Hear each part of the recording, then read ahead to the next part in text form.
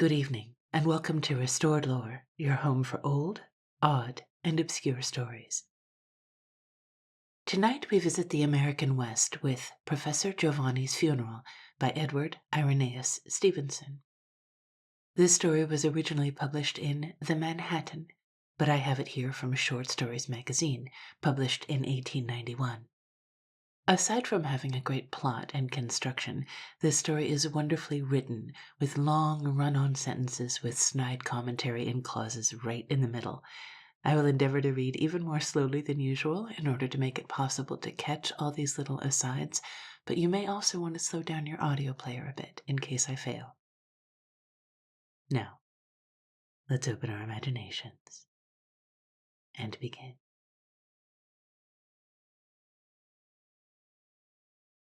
Unaffected was the regret in Yellow Bear City, Story County, Nevada, when, upon a certain January evening in the year 1870-something, the news spread that Professor Jovanny was dead.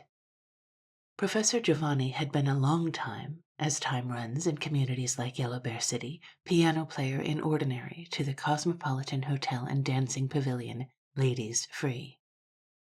Yellow Bear was yet something uncultivated. It was true that its small population found advantage in pursuing the study of geology after the methods advocated by Mr. Squeers, and that tons of gold-hiding quartz were daily crushed through their energies. But, in spite of a weekly newspaper, 13 saloons, where discussion upon our national policy not unfrequently led to lead, an unfinished Methodist mission chapel, and 6 dance houses, including the Cosmopolitan, the advances of art and sentiment within Yellow Bear's straggling limits had been coy. The dint of pity was quite a different matter. It was genuinely felt now. All was excitement at Cosmopolitan End, where a notice, nailed above the bar of the popular resort, apprised patrons, first, of the sad event, and second, of the omission of the usual evening dance, which Professor Jovanny's untimely taking off rendered impracticable. The street corner next the Cosmopolitan, just around which stood the House of Mourning, was the rallying spot for groups of sympathizing Yellow Bear citizens. Poor old 123. Handlin' a golden harp, maybe, by this, think? And many other more potent and entirely unquotable remarks and testimonials to the virtuoso's virtues were plentiful and loud. The old and cracked piano itself, at the upper end of the long dance-room, was already draped with sundry torn strips of bombazine and white cambric. A yellow and scarcely relevant engraving of Abraham Lincoln, which the Yellow Bear flies seemed to have visited with cruel pertinacity, had been propped upright against its cover. Its legend, "We mourn our loss," struck the barkeeper as an appropriate and delicate expression of personal grief under the circumstances. San Benito Street was unanimous in confessing that Yellow Bear could well have spared a better man, thereby signifying a man who could drink deep, swing a pick long, and shoot informally, in none of which accomplishments the dead musician had been versed. The editor of the Weekly Intelligencer was, during the last moments of the waning twilight, correcting in proof an obituary headed in his heaviest-faced capitals, "Muses in the mud, death of our talented fellow-citizen, Professor Jovanny." In short, as Ryoba Jack expressed it to the crowd of choice spirits hanging about in the Cosmopolitan bar, Professor Jovanny's decease was a success. And as to this dead Nevada Orpheus, who lay white and rigid around the corner, and whose name, when pronounced nearer to the Atlantic, must have been Giovanni something, or something Giovanni, what was now to him the petty bustle of Yellow Bear City, or what the scarcely more important bustle that the whole round earth makes as it spins. 6 months back the professor had landed in this rude mining town of the Sierras. Gaunt, middle-aged, travel-stained, and timid was this waif and stray of art, blown by some ironical wind hither. Under one arm was a music portfolio, hanging to the other a daughter. Nevertheless, Professor Jovanny made his advent in a smiling hour for his fortunes. Between Denison, proprietor of the Cosmopolitan, and the newcomer, an out-of-hand bargain was struck in very Western English and very badly mangled Italian ditto that was satisfactory to both parties. Professor Jovanny abode in Yellow Bear and won reputation. Whether he had ever tried his hand at other music than the festive waltz, jig, and walk-around is open to doubt. But certain it was that he played everything of that stamp with such irresistible vigor and spirit that the Cosmopolitan outrivaled all its competitors apace, and the mirth and fun of its nightly revels, termed upon Sundays, out of deference to religious scruples, grand sacred concerts, waxed nightly more fast and furious. As for the daughter, one single relic of her father's early refinement asserted itself on her behalf, namely, that not one of the Yellow Bear species male could truly say that he knew her. Ryoba Jack, Denison of the Cosmopolitan, Mr., whose sobriquet was the derisive contraction of one lone visiting card unfortunately discovered among the effects of Mr. James Thornborough Harrington, formerly of the state of Maine, nor any of their fraternity had been able to get the advantage of this mortifying dilemma. The girl was hardly ever seen upon the street, so jealous was her father's watchfulness. In time, Ryoba Jack and the rest of them came to respect this position. That is, they ceased to combat it actively. "After all," remarked someone during a discussion of the topic, "it ain't a bad idea to have one real woman in this here town." There happened to be a considerable female contingent already in Yellow Bear society, so the remark last quoted evinced a good deal of nice discrimination on the speaker's part. It was not until evening that, with the session of the wonted Parliament around the Cosmopolitan bar, the proposition to inter Professor Jovanny with civic honors took shape. The full quorum was present in that hospitable retreat. Distilled liquors flowed, albeit no dance was forthcoming. Ryoba Jack rose to address the company. "It appears to me," said that gentleman, covering both his awkwardness as orator and his mouth with a tumbler when desirable, "it appears to me that we had that in view of his position in Yellow Bear, that we had ought to give Professor Jovanny his funeral." "My sentiments," interrupted an approving voice, promptly. Ryoba Jack continued. "He ain't left nothing worth chattering about, 'cept the gal, and all gals ain't cash. Jovanny was an artist way above tide level, there ain't no mistake about that. Talk about your celluloid clawyers, talk about your dum-toms, talk of your scales," the Ryoba concluded hastily, suddenly realizing that he was drifting among breakers in any rash employment of technical terms. "Unless a man had heard Jovanny rattlin' 'Where Was Moses' in this here hotel, he ain't never heard no genuine tuning up at all. I say we ought to give Jovanny a big time." The chorus of approval came fortissimo. "I move that Ryoba Jack be appointed a committee of one to wait on deceased and ask his gal if the notion jumps with her feelin's like as it were." This suggestion from a distant quarter, however mixed, was to the point. It was carried. Every man present felt equal to himself undertaking this preliminary, but this was no time for permitting personal interests to dam the current of popular feeling. Ryoba Jack strode from the barroom. Applause and suggestion swelled behind his back. "Make it a square out-and-out show. Borrow the Methodist gospel stamp. Pay an entrance fee for the benefit of the gal. Embalm the corpse," and the like, were distinguishable among these.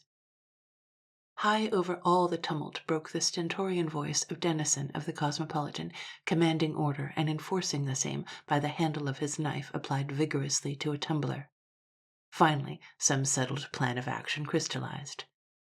A square funeral Professor Jovanny should have.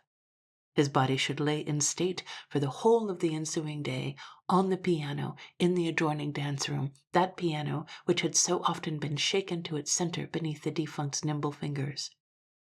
Mister's proposal of an admission fee, for gentlemen only, was accepted. The entire male population of Yellow Bear City was to be duly invited to appear and view the remains for the modest sum of $1 during any hour of the morrow's daylight most suited to individual convenience. A brass band had not yet been organized in Yellow Bear, or it would unquestionably have been provided. A free bar was, of course. At nightfall, Professor Jovanny should be buried, with all the mortuary pomp practicable. Ryoba Jack was greeted eagerly upon his return. "It's all right," responded that worthy, composedly resuming his seat. "Go ahead, all hands. I didn't see the gal, but Big Jinny and Pearl Kate are setting round with her, and they gave her the message. Jinny says it's all right, we can go ahead." The Ryoba was fully posted on the progress of affairs during his absence. The idea of Professor Jovanny's laying in state upon the old piano alone drew forth his contempt in round terms, which, although they betrayed surprising acquaintance with scriptural phraseology, were by no means pious. "Damn any such halfway style as that," he ended explosively. "What I say is, buy the old tune box from Dennison and bury Jovanny in it." The uproar that greeted this novel proposal, like Prospero's tale, might have cured deafness. Naturally, each person present promptly claimed to have thought of it himself and rejected it unuttered. Dennison announced his entire willingness to dispose of the widowed instrument at a reasonable figure. There was a unanimous rush into the long dance-room adjoining. Away flew the emblems of grief dangling about the object of special inspection. Its cover was laid off bodily in a twinkling. Its length, its depth, its available breadth and strength of bottom were excitedly ascertained. It was bought within 10 minutes by a lavish collection, Dennison mentioning a price that certainly showed him to be an astute man in recognizing a commercial opportunity. Thereupon did the whole roomful resolve itself into a committee on destruction. Alas! What soft-hearted storyteller can dwell upon the unholy hammering and cleaving, the ruthless hacking and smashing, which ended in making visible for weeks thereafter in the backyard of the Cosmopolitan a hideous wreck of tangled steel wire, white and black keys, and splinters of sounding board? In a word, the entrails of a murdered piano. By 10 o'clock the work was fairly done. The crowd had departed, and only Dennison, Ryoba Jack, and Mr. now remained in the long dance-room. Dennison was smoking as he leaned against one end of his late piece of property. Mr., with bared arms, diligently rubbed oil over sundry scratches upon its case. Ryoba Jack was strengthening with hammer and nails some weak spot beneath. The flaring light from a couple of oil lamps on the side of the wall brought out strong shadows in the 3 dark, heavily mustached faces. Neither of the trio broke the silence for a few moments. Presently the Ryoba emerged from his close quarters and began hammering at the end opposite to Dennison. He looked up. "What's going to become of the gal?" he queried abruptly. "Yellow Bear ain't no place for a decent one like her, especially if she's left alone in it." "Oh, I've fixed that," replied Dennison leisurely. "Mother Sal's a going to take care of her till she can do for herself."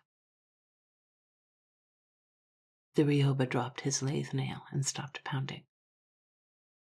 "Mother Sal?" he repeated. "Mother Sal round on San Benito Street?" "Yeah, who else?" Ryoba Jack quietly turned and slipped on his coat.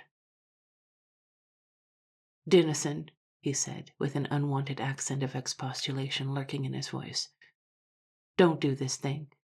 Keep your hand out of deviltry for once, leastways such deviltry as this. I don't know Jovanny's gal. I ain't hardly ever seen her. 'Tain't for myself I'm asking it, but just you let her alone, won't you?" Dennison had removed his pipe from his mouth for good now. He stood staring angrily at the Ryoba, whose clear, dark eyes under their bushy brows were fixed with unwonted brilliancy upon his own. The proprietor of the Cosmopolitan burst into a rude laugh. "What's the matter with the man?" he ejaculated. Then, returning the Ryoba's steadfast gaze with an equally pertinacious and meaning one, he answered with much deliberateness. "Look a-here, Ryoba. I suppose I can take a hint if I must, especially when it's rammed down into my skull, as this one appears to be. You and me has got along without trouble forever since we come to Yellow Bear.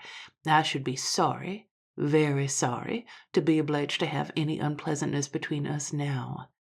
I always feel bound to have unpleasantness with any man, partner, or stranger who interferes with my own particular concerns.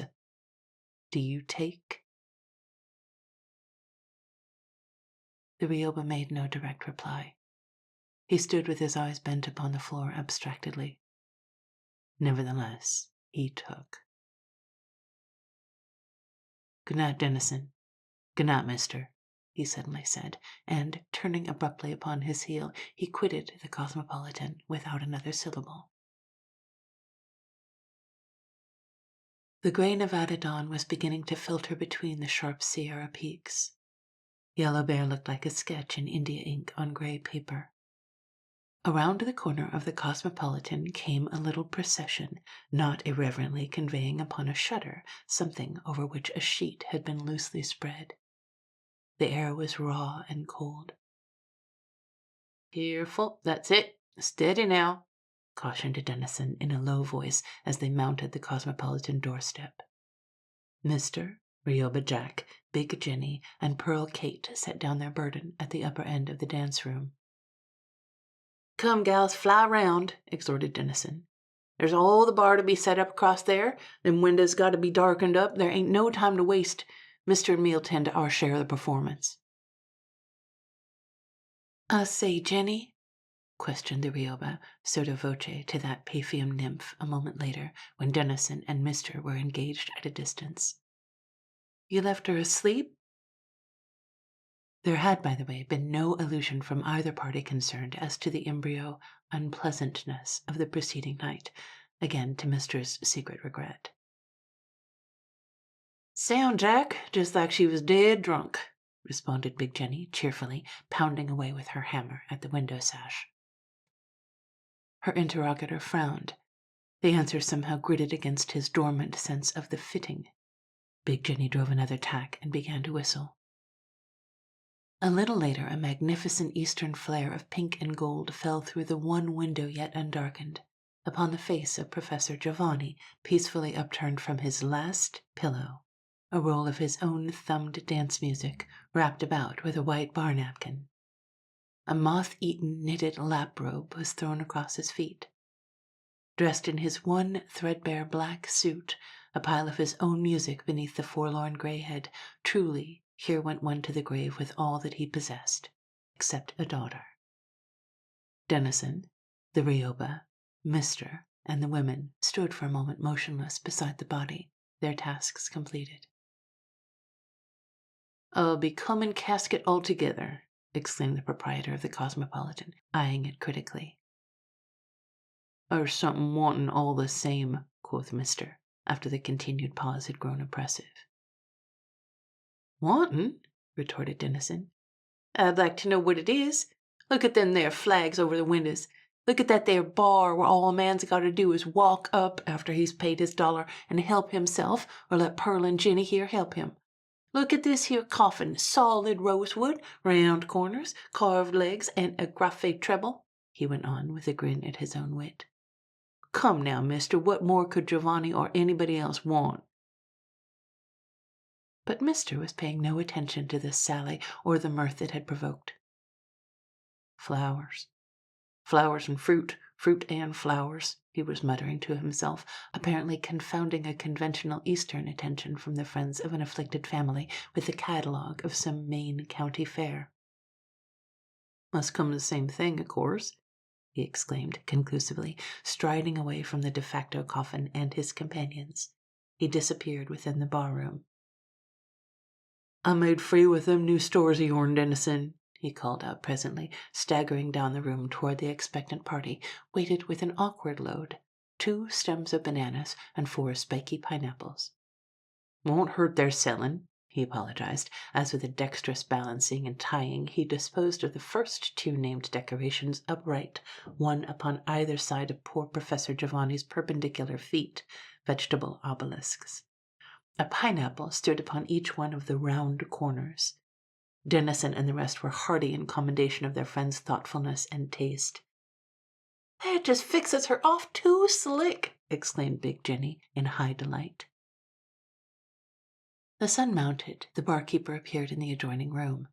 First stragglers, curious to learn the truth of any rumors concerning the day's novelties at the Cosmopolitan, strolled across the threshold. Dennison put Mr. and a table on which was deposited a loaded revolver and an empty biscuit tin with a slit in its cover over against the door. Big Jenny and the Pearl he posted at the special bar for the day, which he had by no means ungenerously furnished forth. Himself he stationed in an armchair without the dance-room to advertise the obsequies, urge entrance into the penetralia of the dance-room as a matter of duty and pleasure, and act as a master of ceremonies generally. It will be remarked that, designedly or accidentally, Ryoba Jack was appointed unto no prominent function in these festivities of grief. So he dropped an eagle into Mister's resonant receptacle and walked out of the Cosmopolitan. The street was sparsely peopled at that early hour. He turned the corner of the hotel and halted abruptly to avoid collision with a figure. A girl, standing motionless and leaning against the wall as if summoning up the courage to advance further. What told the Ryoba instantly that it was Professor Jovanny's daughter was not difficult to appreciate. The set young face, tear-stained and pallid, but independent of a pair of dark, mournful eyes for its beauty, the slender form not ungracefully draped by the scanty, black stuff dress, the head bared to the sharp morning wind. It was a vignette of young grief, passive, despairing, solitary, that the Ryoba gazed at pityingly. Good day, he said awkwardly. You're his gal, I take it. Might I help you, miss? The last word in respectful salute to the unmarried, weaker sex had been a stranger to the Ryoba's lips for a dozen years. I am going to my father, the girl replied, in a curiously abstracted fashion of speech, one wherein lay just a shadow of foreign accent. She looked away from the Ryoba's clear gaze and continued, as if partly speaking to herself. I wish to see where they have put my father. I must sit by him. He will need me. But, began the Ryoba in distressed perplexity, as she wrapped her shawl closer about her exposed throat, it was a beautiful throat, and made a motion to pass him. Your father's dead, miss. Poor old Jovanny's dead. He's layin' in state in his coffin, round to the Cosmopolitan here. You wouldn't like to be a-sittin' alone there all day side the coffin, everybody staring at you. 'Twouldn't do. I want to sit by my father, the girl answered more decidedly. Take me to him. The Ryoba was mute. He saw that his new protégée, for such he instinctively recognized her, was in that state of mind that the eyes of all the universe were as naught to her. Extremity of sorrow had taken hold upon her, and to reason with her would be like reasoning with the clouded mind. He looked down upon her white, pathetic face. Its innocence awoke a new emotion in the Ryoba's heart. Come along, he ejaculated, not unkindly. He turned and led the way to the Cosmopolitan. His companion followed mutely with bowed head. The gathering crowd in the dance-room stared as the two entered. The girl heeded the whispers not a whit. She uttered a low exclamation and walked quickly across to the casket. He is here, you see, she said slowly, half turning to the Ryoba with a recognizing smile whose transforming effect upon her wan face utterly obliterated from his mind any further sense of the awkwardness of his position. Someone pushed a chair forward. She seated herself beside the coffin and fixed her eyes upon the marble face within it, a statue gazing upon a statue. The room was hushed. Suddenly some human vermin, audibly of the feminine gender, laughed from a far corner. The girl raised her head and looked fixedly whence the sound had proceeded. A troubled expression came over her countenance, but at the same moment she caught sight of the Ryoba standing not distant, his face flushed with wrath at the insult, his eyes brimming with compassion, encountering her own. Some shadowy, tardy sense of her utterly unprotected situation must have tinged that brief look of hers with an unconscious appeal. The effect upon the Ryoba was electric.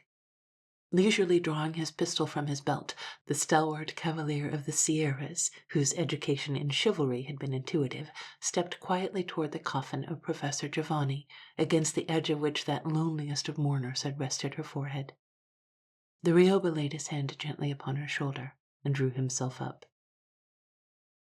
"Friends and fellow citizens," he said, running his eye comprehensively around the room as he spoke. "This here young woman and this here corpse is under my protection. Look at that there comb in Big Jenny's head." Before anyone in the room had discovered the gaudy ornament in question, it was smashed to atoms by the bullet from the revolver discharged by the Ryoba as a period to his sentence. Big Jenny uttered one single staccato screech, to which luxury she was certainly entitled, not much relishing being made a target of, and then became in common with the entire company, significantly silent. Dennison's startled face appeared at the door outside. He had listened to speech and shot. The Ryoba caught his eye and smiled. It was a smile of wholesale defiance. The morning wore on. Noon came. Afternoon. Professor Jovanny's laying in state had been, in the language of Mr., a big go. Within its allotted limits of time, well nigh the entire male and female population of Yellow Bear City had one by one entered the door of the Cosmopolitan Dance Room, contributed, so far as concerned the male portion, inspected, imbibed at discretion, departed. The heft of Mr.'s biscuit tin was something to excite the dormant cupidity of anyone. All day long that ill-sorted, pathetic tableau in the center of the place had remained changeless. The voiceless, motionless watcher, the tranquil tenant of the uncouth coffin, the Ryoba standing beside both, erect, attentive, grave. The room was scarcely entirely still. Even the Ryoba had not expected that. There was some shuffling of feet, subdued commenting and query. Big Jenny and the Pearl exchanged pleasantries of a more or less Doric character with passing acquaintances. Glasses clinked and coin jingled. But no word, no ejaculation was let fall that could reflect upon or annoy her who sat in the midst of the staring, sluggishly revolving whirlpool. Big Jenny had stuck sundry disconnected fragments of her unlucky adornment in her ropey locks, a laconic hint. More than once did some acquaintance offer to relieve the Ryoba on guard, but that gentleman only smiled and said in an offhand fashion, "I guess I'll finish." Darkness had set in as the funeral procession took order before the Cosmopolitan door. The majority of the sterner sex in Yellow Bear seemed disposed to swell it. Mr.'s mule cart proceeded, whereon, amputated as to its legs and with its cover nailed fast, was placed the coffin. Dennison and Mr. drove the hearse slowly. Immediately in its rear walked, bareheaded still, and as walks the somnambulist, Professor Jovanny's daughter. The instant that the Ryoba had said, "You shall go with it," she had not offered to interfere with the shutting up, at last, from view of her dead father's body, or the removal of the dismembered piano itself to the cart. The Ryoba himself walked a pace to the right, very much with the air of a young man who is dimly aware that he was moving toward an emergency. A miscellaneous crowd lengthened out in the rear. The pitchy flame of the pinewood torches filled the evening air and played strange tricks with the tree shadows. Professor Jovanny's funeral cortege began to get straggling and unsteady. In fact, the liberty of outside locomotion and potations of strong waters had begun to battle against further decorum. Fragments of ribald songs, unseemly pranks, and hilarities broke out behind intermittently.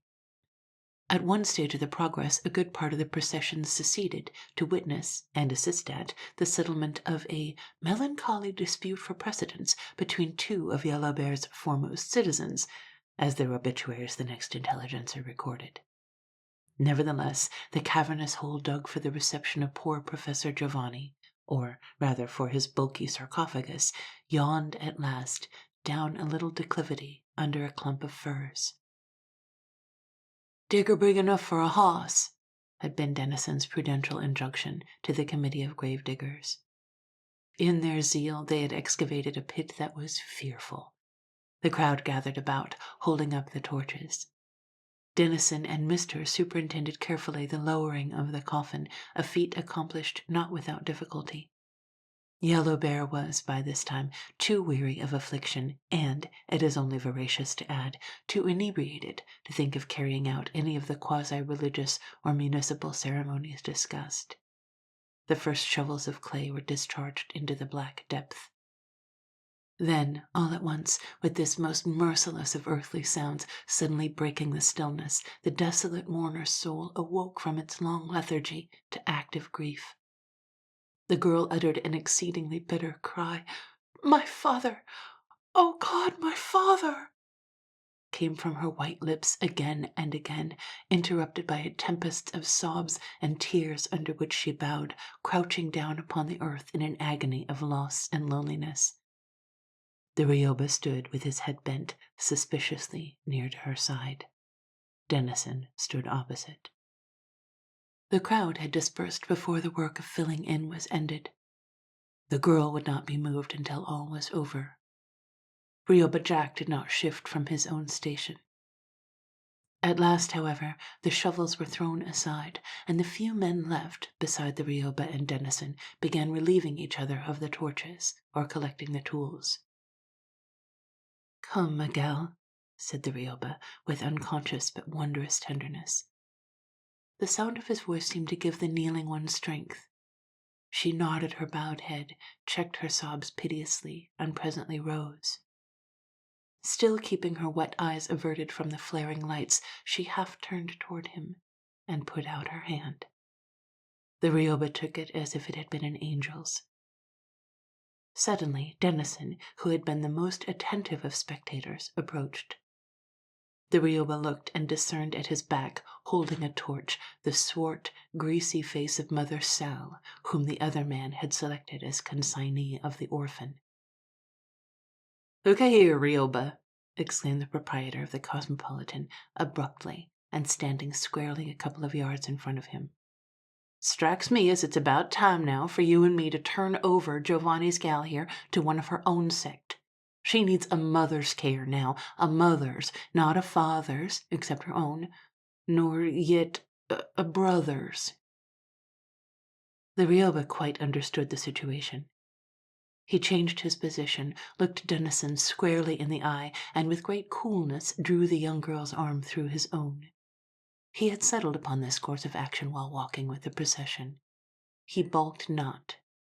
Pointing straight at Mother Sal's puffy, oily countenance, he ejaculated, "A mother! A mother!" with ineffable scorn, and then added concisely, "Dennison, I propose to be responsible henceforth for this here young woman. You are a liar, a thief, and—" With a face whereon flashed out all in a second his pent-up wrath, Dennison brought his pistol out from behind his back and fired, but passion made his aim less true than that of the unscathed Ryoba, who, entirely on his guard to meet what he had designedly provoked, fired almost simultaneously, and laid Dennison dead at his feet.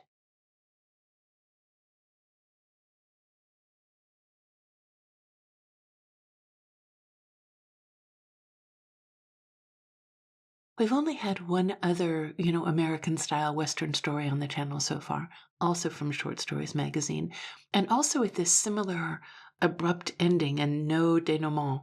Perhaps that's what the editor liked. Isn't this a fantastic story? I love the character of Ryoba and his intuitive sense of honor and dignity about everything from organizing a funeral to the disposition of the girl. I love how the author doesn't really say that Dennison is a bad guy. We get it indirectly from his opportunism, from the way Ryoba reacts to him. And of course, I wish the girl wasn't so passive and that, once again, she doesn't even get a name. They took up a collection for her, so in theory she has some options for how to shape her own future. But of course, she needs some time to grieve and make some new decisions. So, of course, you have to keep the vultures off of her for a while. I hope Ryoba does that and that she gets to have some autonomy eventually. I love the scene where they've placed Jovanny in the modified piano with his sheet music wrapped in a bar towel under his head and surrounded by fruit. It's both ridiculous and generous, this kind of series of weird gestures from people who really did like and respect him and really do want to send him off properly. It's adorable. And generally speaking, the story does present the people in this town as good and wholesome, even if they are a bit makeshift and informal. They seem to support each other, and they have a kind of agreeable collective decision-making process. They spontaneously start to make motions and second them. They vote on things, they reach consensus. It indicates that they tend to get along pretty well, and they probably apply this type of direct democracy to a lot of other issues in the town. I really like it.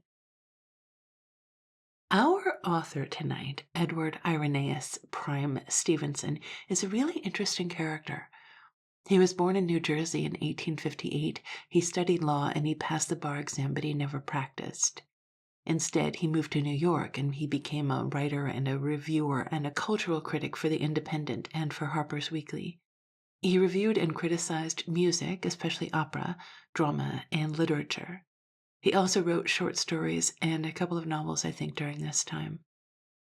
In 1900, he moved to Europe, and in 1906, under the name Xavier Mayne, he published the novel Imre, a Memorandum.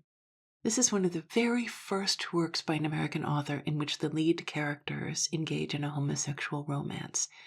It is, quote, unprecedented, arguably even until today, in the sense that the couple get together and they have a lasting, happy relationship. Nobody dies. This novel also reveals Stevenson's deep interest and expertise in the history of homosexuality and homosexual culture, which would then be further explored in his 1908 book, The Intersexes, A History of Similosexualism as a Problem in Social Life, which explores homosexuality from a scientific, legal, historic, and personal perspective. He continued to write and publish short stories and lived out his life in Italy and France. He died of a heart attack at the age of 84. There isn't a lot more information about Stevenson, and he completely fell off the map between 1913 and about 2003, but in recent years there's been more interest in him and in his work as one of the earliest American authors of gay literature. If you listen all the way to the end of the story, you get to hear me make a little confession. Tonight's confession is that although AI is taking over the world, it is so incredibly stupid. I feel like Wild West iconography is burned into my brain, and yet finding images that I could use for this story was virtually impossible. OpenAI seemed to believe that a 5-pointed sheriff's star is an essential aspect of Western decor and plastered it all over every image regardless of what I asked for. It also couldn't give me anything like period-appropriate women or female characters. Raw Pixel has done something that makes it much harder recently to search their public domain library, and also they are mixing AI-generated images into their library of public domain works. And yes, both types of image have the same usage rights and licenses, but I really want a sharp delineation between images that were created in the past by a human artist and images that were created this instant by a computer. Wikimedia Commons is amazing for finding images of real things created by real people, but not great for these kinds of stories where I want more fanciful imagery and I want all the images to be in a single kind of cohesive style. I'm also super happy to see that the Public Domain Review has launched an image library, but that's of limited use for me because you can't search by subject like you can in old book illustrations. And it makes sense, you need human beings to go through each image and classify it and say what it contains in order to make it searchable by subject. By the way, that's an extremely enjoyable hobby if you're looking for one. Become a Wikimedia editor and you can look at categories of unclassified images and try to identify them. I was doing that a lot a couple of years ago. I would go into images of food, for example. There are hundreds of unclassified images of food, and then you try to figure out what kind of food it is in order to correctly label and classify it. Sometimes there's a clue in the author's file name or in their own tags, but sometimes they aren't in English and you have to hunt it down. And sometimes people will do a whole image dump like things I ate in Portugal, 1, 2, 3, 4, etc. And then that's a clue to help identify the specific food or the dish you're looking at. Or sometimes I'd spend time identifying pictures of places here in the Netherlands, seeing if I could hunt down what church or farm or street it is. It's a really fun challenge. There's nothing at stake if you can't figure it out, and it's immensely gratifying if you do. Also, of course, the work of the Wikimedia Foundation is more important than ever when the world needs access to accurate, impartial information. I can't always donate money to them, but I can help out in other ways, and it's fun. Anyway, if you like listening to old stories and borderline generated art, you've obviously landed on the right channel. Click subscribe and choose notifications so you never miss a story. Please also drop a like or a comment below. I love getting the feedback, and it also helps other people find the channel. Finally, if you want to support me even further, consider buying me a coffee with the link below or the QR code that's on screen. Thank you so much for sticking around, and I will see you in a few days.